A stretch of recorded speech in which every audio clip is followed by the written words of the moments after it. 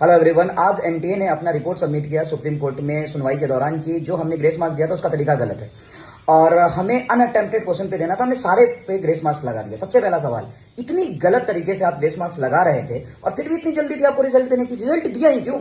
और अभी तो जज्जर के जिस सेंटर पे आप रीनीट की बात कर रहे हो कि उनके ग्रेस मार्क्स कैंसिल करके उनका हम रीनीट कराएंगे, वहां तो टाइम लॉस का हवाला दे रहे थे, जो कि टाइम लॉस हुआ ही नहीं है। और पूरे देश भर में जो खबर आ रही थी कि टाइम लॉस का, वहां पे तो आप कुछ नहीं बोल रहे हैं। पटना पुलिस ने जो 13 लोगों को अरेस्ट किया है वो सपने में किया था क्या अरेस्ट? गोधरा में जो लोग अरेस्ट हुए वो चीटिंग नहीं थी? फिर आप तो, और जो ग्रेस मार्क 1500 की बात कर रहे हो, वो ग्रेस मार्क का नंबर ही आपका गलत है। अब सिर्फ उसी का आपने रिजल्ट रीइवेल्युएट किया है। आपको पूरे रिजल्ट रद्दी तरीके से आपने निकाला है, उसको भी रीइवेल्युएट करिए।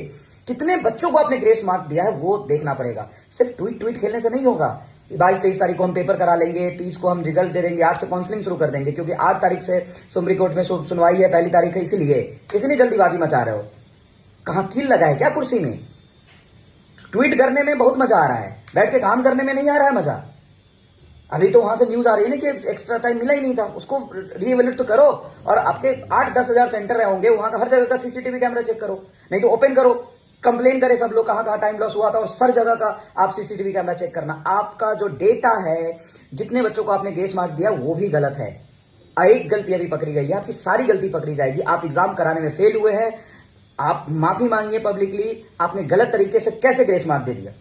क्यों इतनी जल्दी थी ग्रेस मार्क देने की? क्या जल्दी थी रिजल्ट देने की कि गलत तरीके से ग्रेस मार्क देकर आपने रिजल्ट पब्लिश कर दिया?